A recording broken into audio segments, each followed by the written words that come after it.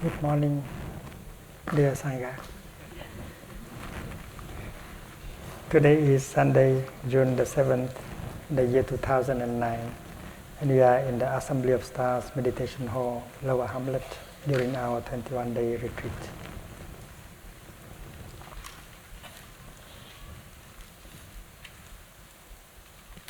Yesterday we began with right view. And we have heard that right view is the absence of all views. As far as you are still caught in one view, you don't have right view.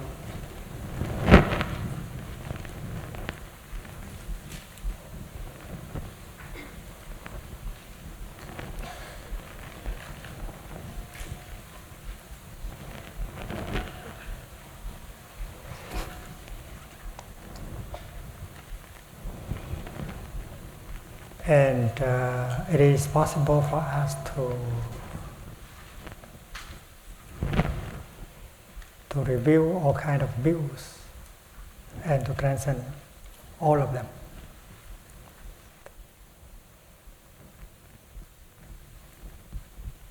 And the Noble Path consists of right view,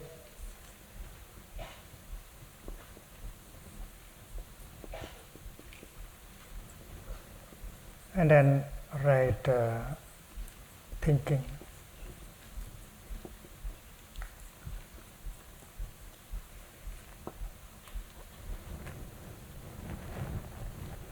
Right thinking has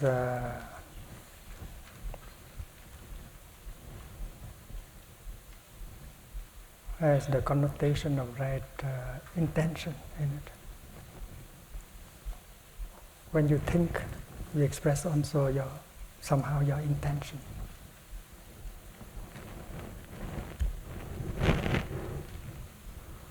And then we have right speech, right action.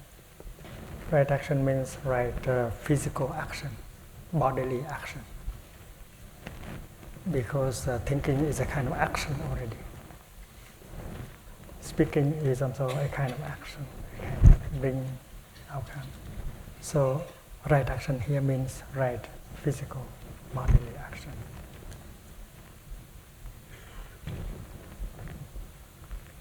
The thinking, the speaking, and the acting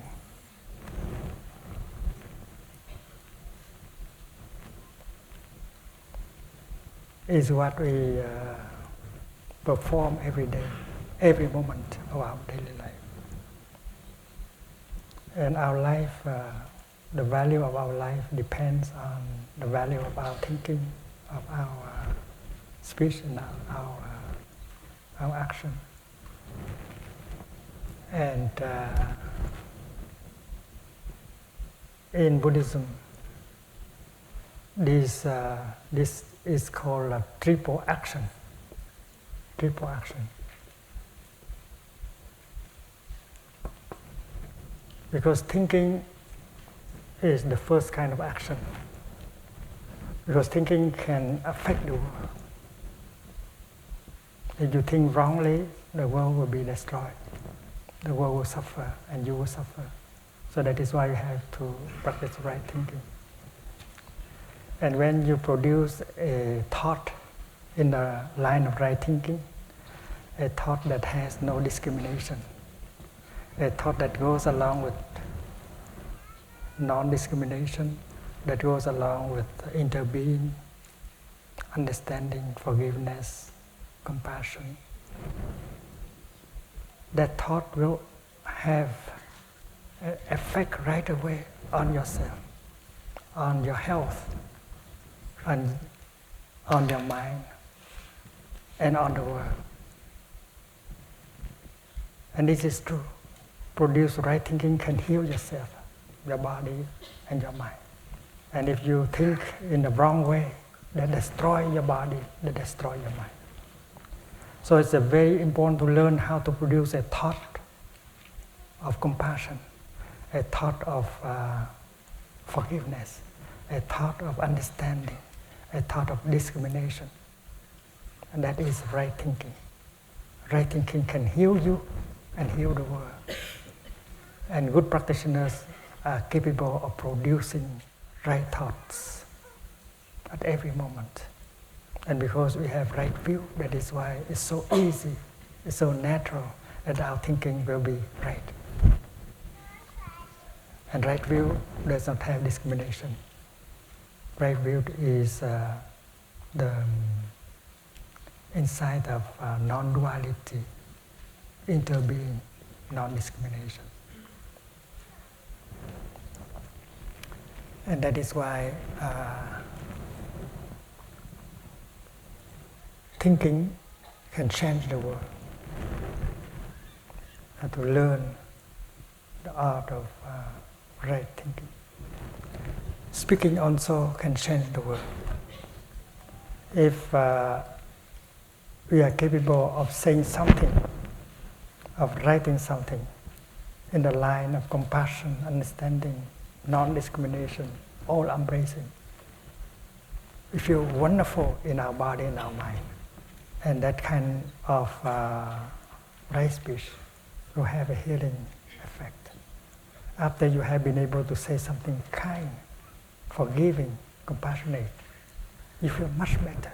When you write such a letter full of compassion and forgiveness, you are feeling very well within yourself. Although the other person has not read it. You have not posted the letter. You have not sent the email. But you feel liberated. You feel wonderful already. So right speech also can heal, can liberate. And healing yourself, liberate yourself, and help to heal other people and the world. That is the second form of action. And the third form of action is bodily action. If you are able to do something in the line of saving, supporting, protecting, comforting, rescuing, saving, you feel wonderful within yourself. And you get the effect right away. And that is a triple action. It comprises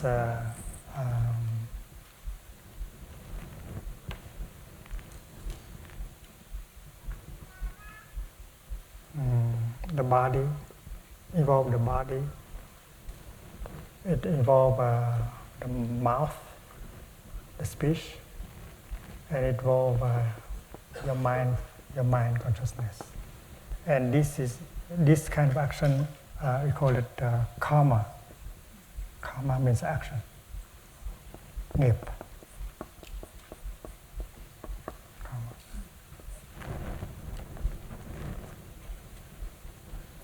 When it is action, we call it karma hetu, karma cause. Karma hetu.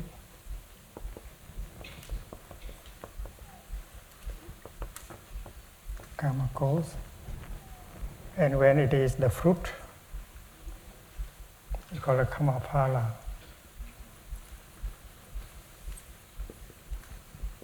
The fruit of the consequence, the fruit of your action.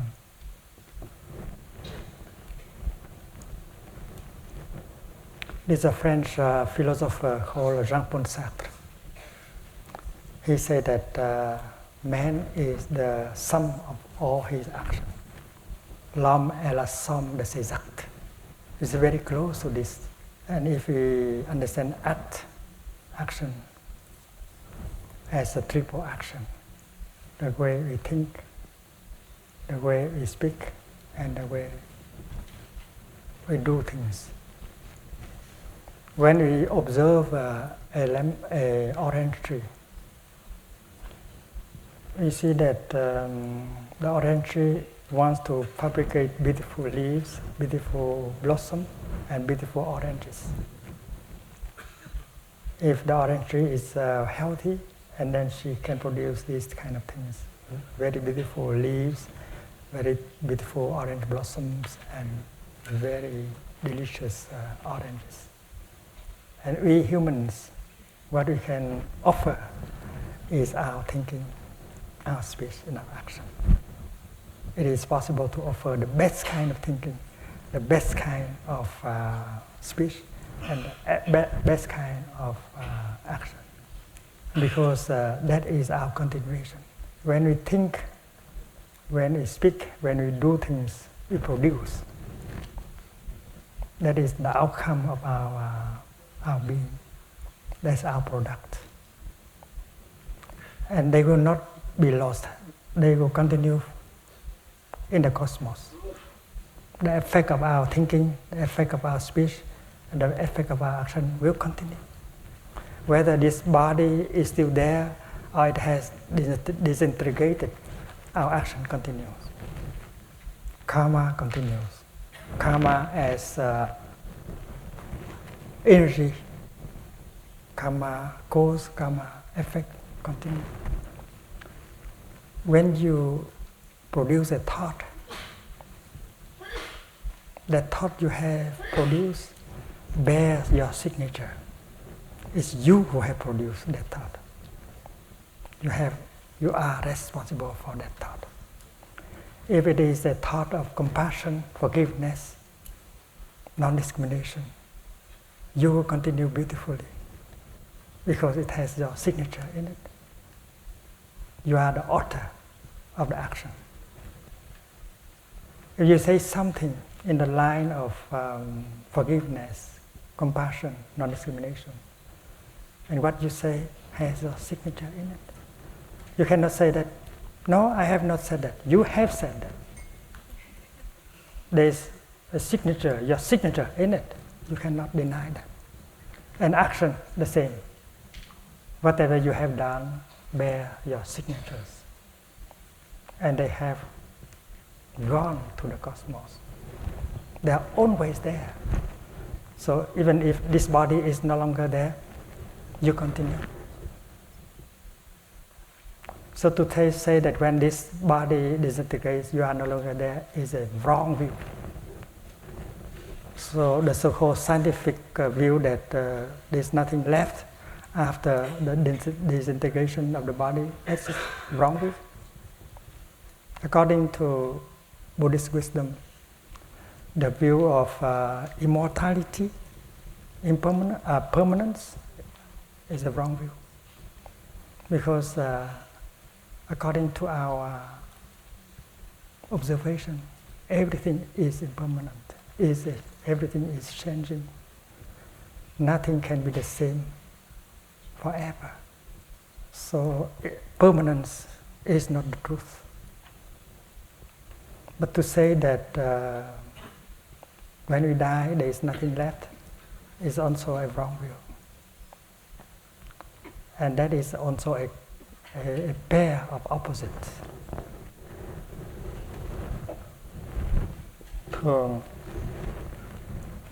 Immortality is a wrong view.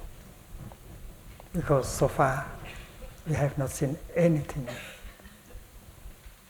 like that. Everything you observe is impermanent, always changing. But annihilation is also a wrong view. Suppose you speak of the death of a cloud. You look up in the sky and you don't see your beloved cloud anymore. And you cry, oh my beloved cloud, you are no longer there. How can I survive without you? And you cry. You are thinking of the cloud as having passing from being into non-being, from existence into non-existence. But in fact, it is impossible for a cloud to die. To die means from something you suddenly become nothing at all. To die means from someone you suddenly become no one. But this is not the case of the cloud. A cloud cannot become nothing. It is possible for a cloud to become rain or snow or fog, or vapor, water vapor. But it's not possible for a cloud to become nothing.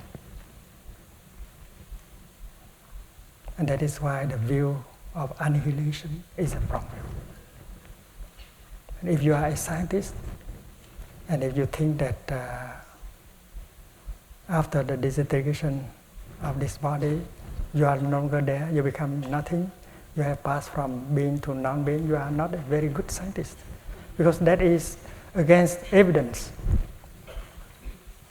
There is a French scientist who said that nothing can die. His name is Lavoisier. Rien ne se crée, rien ne se perd. And you know that he is not a Buddhist. Rien ne se crée, rien ne se perd. Nothing is created, is born. Nothing can die. And that is the nature of everything.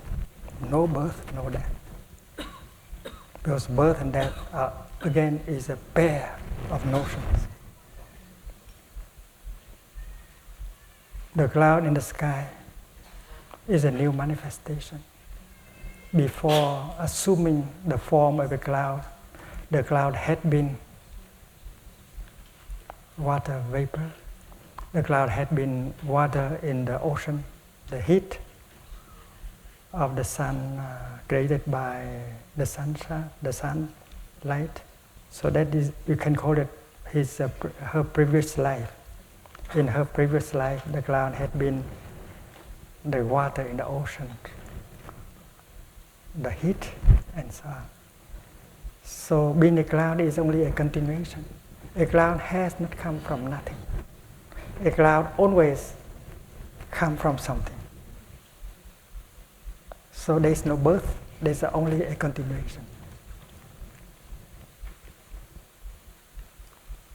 And that is why when we celebrate the birthday of someone, instead of singing happy birthday to you, it may be better to sing happy continuation day to you. That's not your beginning. Your birth is not your beginning. That's only your continuation. Because you have been before that. You have been there before your birth, in other forms. Like this piece of paper. Before this piece of paper appeared in this form, it had been something else. It has cannot come from nothing, because from nothing you cannot become something. And looking as a meditator, you can look into the sheet of paper and you see the forest, the trees, and the earth, then the soil, the rain, the cloud that nourish the trees. So the previous life of the sheet of paper you can see. Looking into a sheet of paper, you can see the cloud, the earth, the trees, the paper mill, and that is where the sheet of paper comes from. So the sheet of paper has come from nothing. And the manifestation as a sheet of paper is only a new manifestation, not really a birth. Because to be born means from nothing you suddenly become something. From no one you suddenly become someone. So the nature of this sheet of paper is the nature of no birth and no death. And it is impossible for the sheet of paper to die. When you burn this sheet of paper, and you observe, you see that the sheet of paper will be transformed into smoke, vapor, and ash, and heat. And that heat is energy. That smoke coming up is water. And the ash going down. The sheet of paper will continue. So to say that after the disintegration of the body, there is nothing more. There is nothing left. It is a wrong view called the view of annihilation.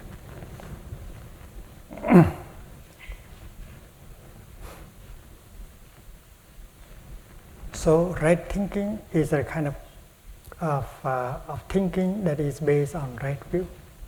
And right thinking is free from fear, from discrimination, and so on.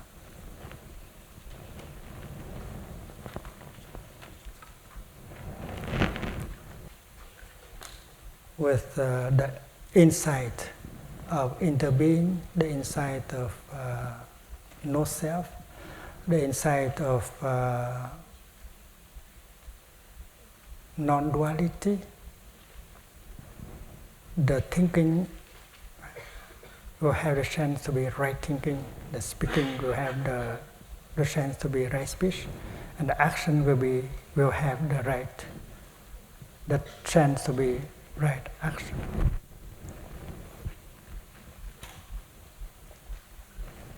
And every thought, every speech, every act of ours bear our signature, and it will continue. We can continue with our karma, and that is why the notion of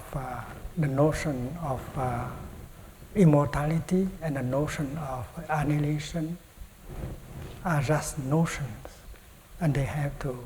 The view of permanence and the view of annihilation should be transcended in order for us to have the right view. Right view is the absence of views, including the views of permanence and the views of annihilation. We have lost someone who is very close to us. We are grieving his or her death. We have to look again. That person still continues somehow. And we can do something in order to help him or her to continue more beautifully. He or she is still alive in us and around us. With the new way of looking, we can still recognize him or her around very real.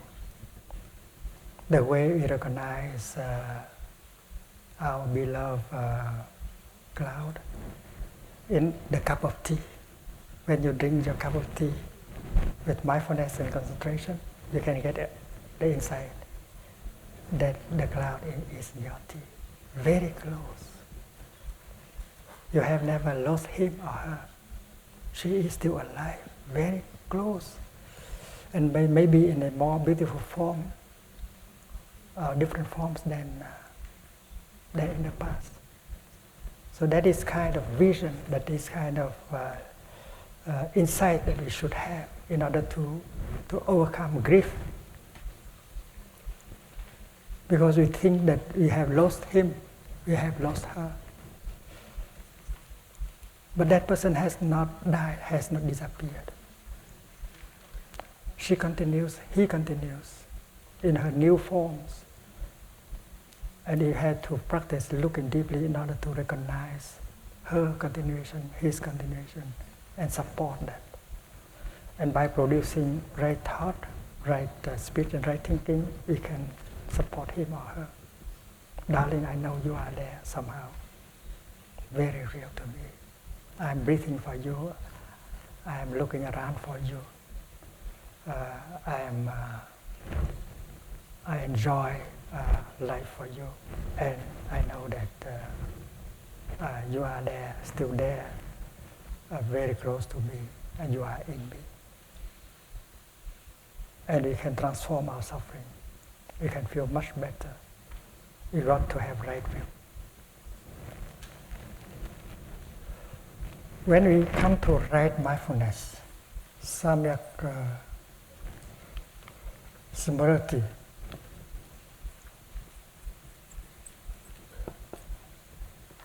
chánh niệm,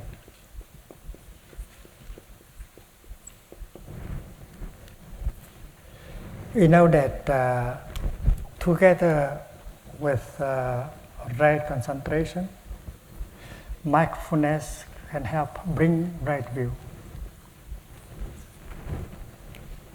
When you practice right mindfulness, you bring about good concentration. And with good concentration, you can break through. You can understand reality as it is. You overcome all wrong views, and you get right view, which is insight. And it is that insight that liberates you from fear and despair and anger. In Buddhism, we speak of liberation, salvation in terms of understanding. It is understanding, right understanding. It is right view that liberates us. And we know that that insight, understanding is possible only with the energy of mindfulness and concentration. And that is why practitioners of Buddhist meditation are those who generate the energy of mindfulness in their daily life and practice concentrated on the object of their mind, and then by doing so they get the right view that will help them to transform, to be liberated from their fear, their anger. Suppose you have the fear of dying, and if you touch the nature of no birth and no death, you can remove that fear. And that is why your savior is right view, is insight. And that is the outcome of your practice of mindfulness and concentration. In the beginning of our retreat, we have defined what mindfulness is. And we said that mindfulness is the kind of energy that can help bring our mind back to our body, so that we can be established well in the present moment, so that we can get in touch with life and the wonders of life deeply, so that we can live truly our life. Mindfulness allowed us to be aware of what is going on in the present moment, in our body, in our feelings, in our perceptions, in the world. And that is mindfulness. But why there is the word right mindfulness? Right mindfulness is there because there is wrong mindfulness. You keep thinking of the things that can bring you sorrow and fear. You have suffered in the past, and the memories of your suffering in the past continue to be there, and you tend to go back to the past. You review, you watch the film of the past, and every time you get in touch with pictures and films of the past, you suffer again. Suppose you were abused as a child at the age of 5 or 10, and you suffered so much. You felt that you were helpless. You had no means to defend yourself. They abused you. You are fragile. You are vulnerable. You were so afraid you did not know how to protect yourself. And that kind of suffering was created, and then you have a memory of it. There is a film, there is a picture stored in your consciousness, in your store consciousness. And every time you go home to the past and look at that picture or watch that film, you suffer again. You continue to be abused again, even when you have grown up. You have grown to be an adult. You are now capable of defending yourself. You are capable of using telephone. You are capable of calling the police. You know that. You are no longer that child that was fragile. and vulnerable, without means to defend yourself. You are no longer that little child. And yet you continue to suffer the suffering of the child because you practice wrong mindfulness. You always go back to the memories of the past. You feel more comfortable going home to the past. While right mindfulness wants you to be in the here and the now. Forget the past. Get rid of the past in order to live your life in the present moment. And there must be ways for you to stick to the present moment, for you not to slide back into the past and suffer. Suppose someone slapped you on the face 20 years ago, and that was recorded as a picture. And our subconsciousness, our store consciousness, store a lot of films and pictures of the past. And films are always projected there, and pictures are stored there. And you have the tendency to go back and watch them and continue to suffer. Every time you saw that picture, you are slap again, and slap again, slap again. But that is only the past. You are no longer in the past. You are in the present moment. And that is why right mindfulness is the practice that helps you to be in the present moment.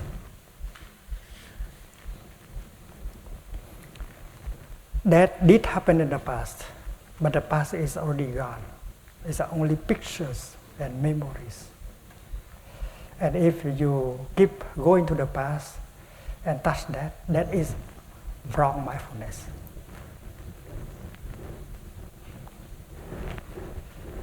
We have to talk about the original fear, original suffering, and the original desire.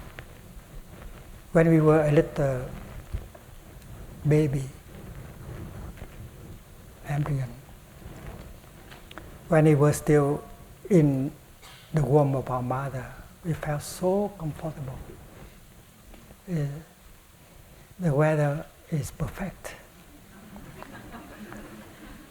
And we did not have to do anything. Our mother breathed for us, eat for us, think for us. We don't have to do anything. And we were in a very soft cushion. Water is the best kind of cushion. And that is a period of no worries. It lasts about 9 months.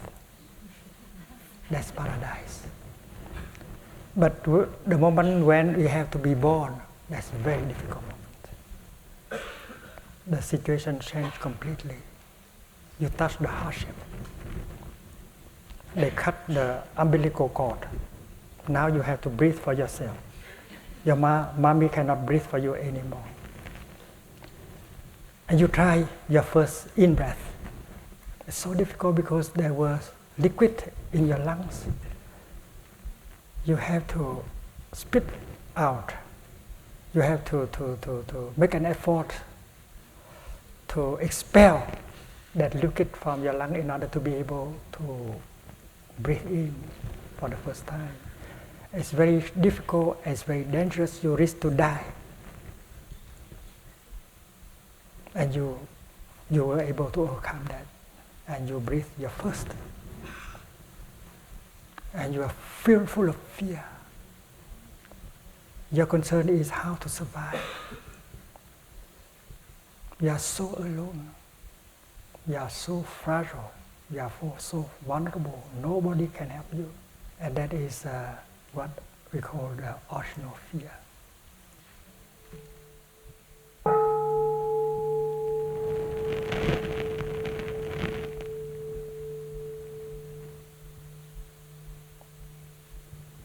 We continue to grow up as a baby with that kind of fear. I cannot survive by myself. There must be someone who help me. So you lie there waiting for someone to come.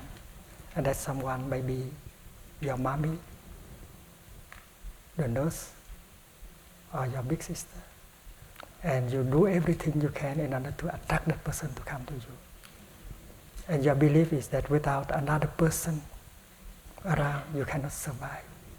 You need a person in order to survive. That person may be mommy or someone else. So you have a desire. You desire the presence of that person because there is a belief that without him, without her, that person, you cannot survive. The feeling is very clear. I am fragile, I am vulnerable, I have no means to defend myself. Without you, I cannot survive. That is our original fear and our original desire. Our desire is that there must be someone. And as we grow up, we learn to manipulate in order to attract that person to come. Sometimes we are given something to hold. Sometimes they take it from you. And one of your weapons is to cry. You try to manipulate yourself. You try to manipulate the situation. And sometimes you smile. But that's to please that person in order for her to come. So you learn a diplomatic smile even when you are a little infant. That's a problem of survival. You learn without knowing that you are learning.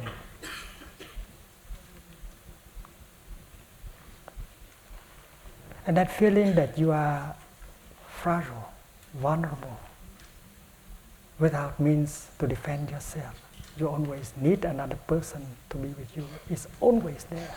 That kind of fear, that kind of desire, called the original fear, original desire, is always there. The infant is always alive in us, but that the kind of desire and fear.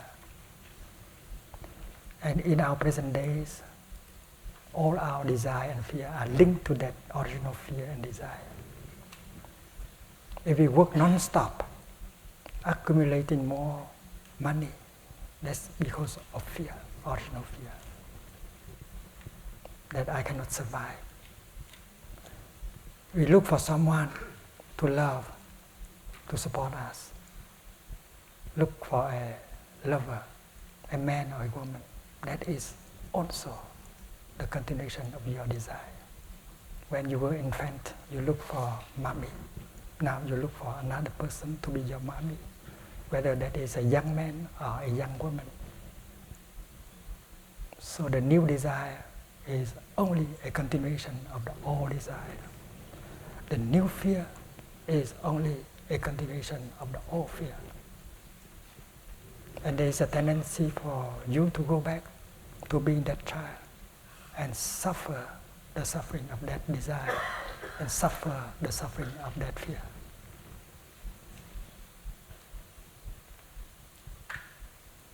That those of us who have a depression, those of us who suffer, continue to suffer, even if in the present condition everything looks all right.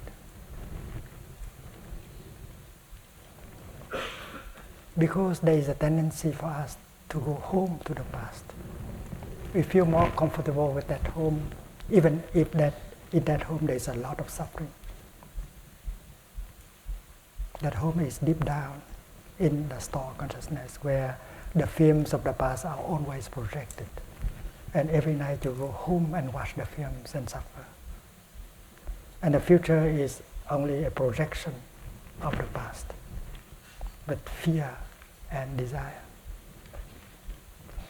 Suppose